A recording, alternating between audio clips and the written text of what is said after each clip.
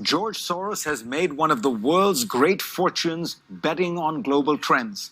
And he's deeply troubled by events and political trends in Ukraine specifically, but Europe more broadly. He's just back from the region, and he joins me to talk about what he saw, what he thinks, and where he's putting his money. George Soros, pleasure to have you on. Same here.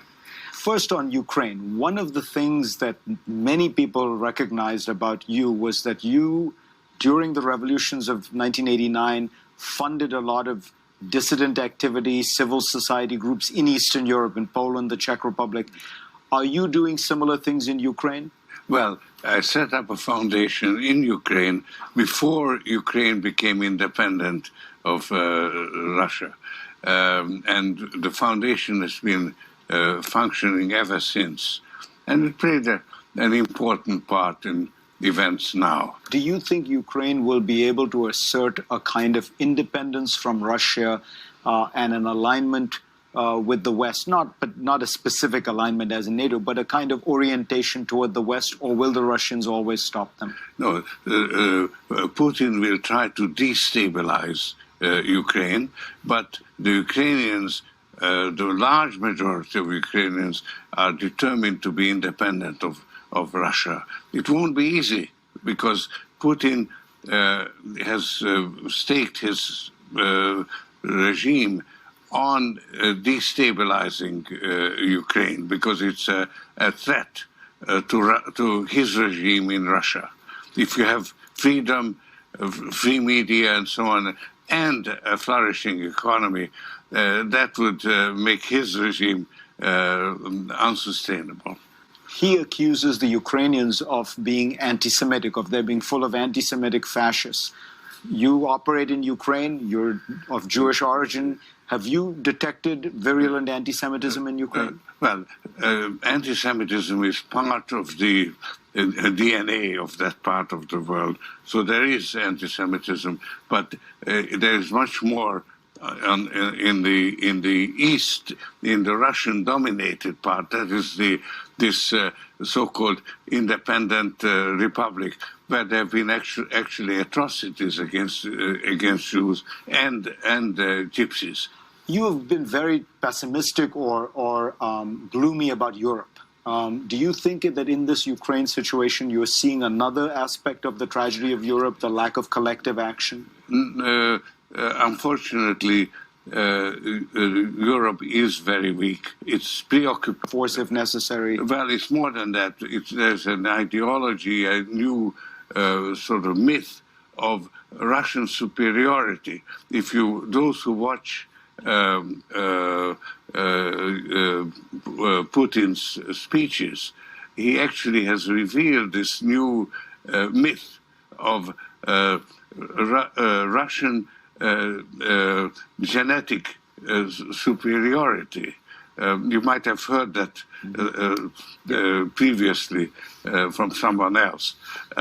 It's a new ideology based on ethnic Russian superiority. And as you say, a lot of these nationalists who are doing well in these European-wide elections seem very pro-Russian. Yeah. Whether on the left or the right. Do you think this nationalism could break up the European Union? Yes. It's a real threat, and with its internal problems, which are unresolved. The Euro crisis is no longer a financial crisis. It's turning into a political crisis. And you're going to see it in the elections. And Putin... Explain what that means. You're going to see it in the elections because you're going to see the rise of nationalist, anti-European forces? Yes. And interestingly, they are supported by Russia and pro-Russian. So Russia has emerged as an alternative to the European Union. Putin has sort of come out of the closet in Ukraine with an ideology that is nationalist, based on ethnic nationalism. You could call it Russism. That's a new word to describe it, because I don't want to call it Nazi, because it is very similar to what you had in the interwar period, fascism. protecting your ethnic groups with military. And Europe needs to recognize it, and we need to recognize it. Actually, we need to have bipartisan foreign policy. We used to have that, and we have lost it. So we need to re-establish it, because there is a real threat. It's a threat to America also, because what's happening in Ukraine and in Europe is having repercussions in Asia. You know, the Chinese drilling rig that is establishing facts on the ground. Right. In Vietnam is a direct consequence. And Putin just being in China, and they have a common interest. They are establishing one, of which is actually anti-US. Sobering words. George Soros, thank you very much for coming on.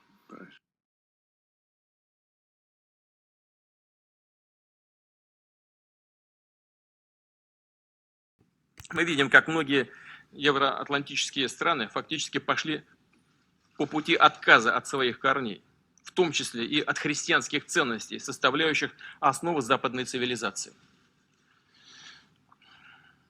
Отрицаются нравственные начала и любая традиционная идентичность, национальная, культурная, религиозная или даже половая. Проводится политика, ставящая на один уровень многодетную семью и однополое партнерство, веру в Бога или веру в сатану. Эксцессы политкорректности доходят до того, что всерьез говорится о регистрации партий, ставящих своей целью пропаганду педофилии. Люди во многих европейских странах стыдятся и боятся говорить о своей религиозной принадлежности. Праздники отменяют даже. Или называют их как-то по-другому, стыдливо прячут саму суть этого праздника, нравственные основы этих праздников. И эту модель пытаются агрессивно навязывать всему миру. Убежден, это прямой путь к деградации и примитивизации, глубокому демографическому и нравственному кризису. Что еще может быть большим свидетельством морального кризиса человеческого социума, как не утрата способности к самовоспроизводству? А сегодня практически все развитые страны уже не могут воспроизводить себя, причем даже с помощью миграции. Без ценностей, заложенных в христианстве и других мировых религиях, без формировавшихся тысячелетиями норм морали и нравственности, люди неизбежно утратят человеческое достоинство. И мы считаем естественным и правильным эти ценности отстаивать. Нужно уважать право любого меньшинства на отличие, но и право большинства. Право большинства не должно быть поставлено под сомнение. Одновременно мы видим попытки тем или иным способом реанимировать однополярную унифицированную модель мира, размыть институт международного права и национального суверенитета. Такому однополярному, унифицированному миру не нужны суверенные государства. Ему нужны вассалы. В историческом смысле это отказ от своего лица, от данного Богом природы.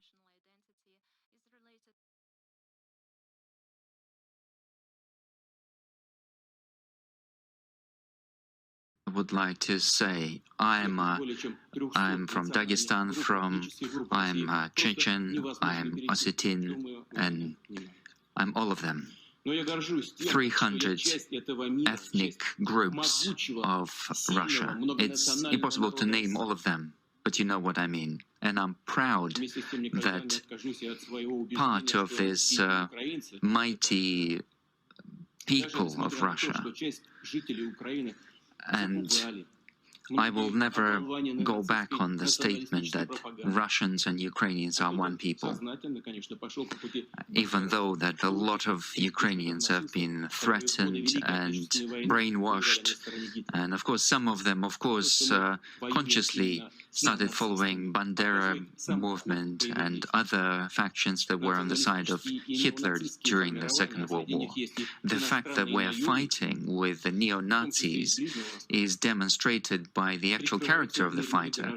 We see that there are foreign mercenaries from the Middle East and other areas.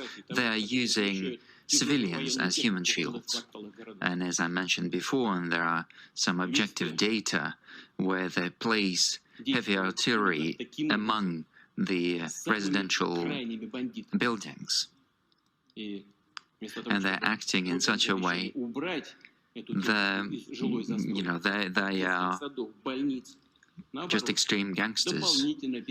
In order, instead of moving that equipment from civilian facilities and schools and so on, instead they're moving in tanks and rocket launchers into these areas. And they have also taken as hostages thousands of foreign citizens, students. In Kharkiv, they held 3,700 students from India on the railway station in Kharkiv, and they're still keeping them there as hostages, effectively. Neo-Nazis started shooting at the Chinese students who wanted to leave Kharkiv, and 2 of them got injuries. So hundreds of foreign citizens are trying to leave the shelling area, and they're effectively kept. What's even...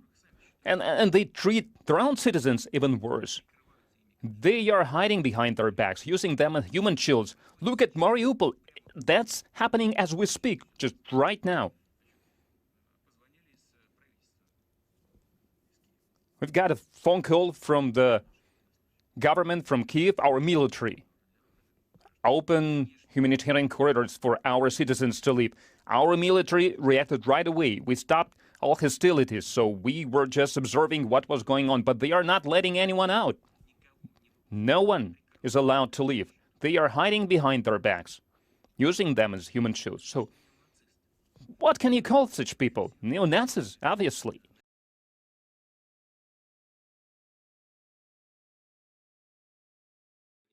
They try to do this to then blame Russia for attacking civilians. We know clearly that this is done under the recommendation of American consultants and experts, primarily American. I would like once again to address the Ukrainian army men. Do not let these nationalists use your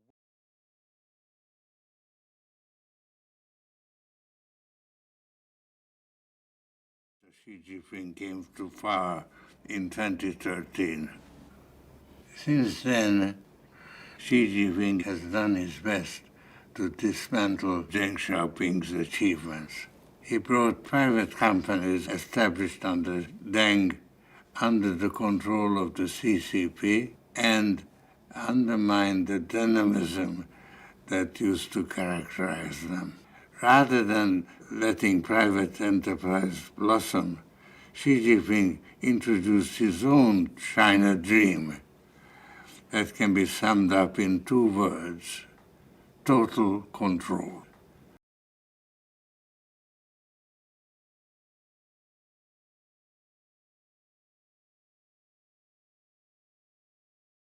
People say, as an example, Russia, Hillary likes to play tough with Russia. Putin looks at her and he laughs, okay? He laughs. Putin looks at Hillary Clinton and he smiles. Boy, would he like to see her. That would be easy. Because just look at her decisions. Look how bad her decisions have been. Virtually every decision she's made has been a loser.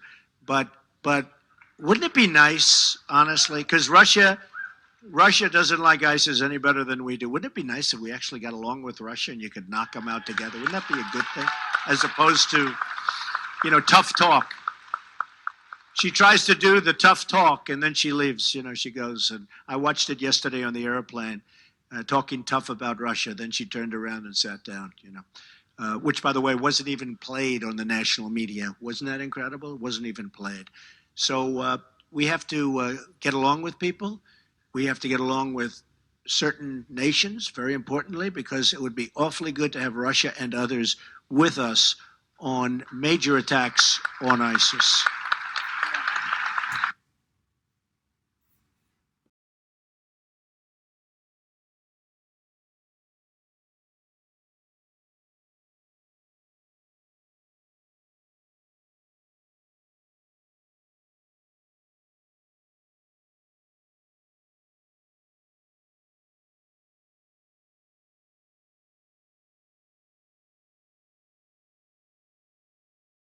moving in. But right now, it's a critical time because we know that we not only fight for Ukraine, we fight for this new world order for the democratic countries. We knew that we are the shield for the Europe. We knew that we are protecting not only Ukraine, we are protecting like all the other countries that would be next if we fail. That's why we just cannot fail.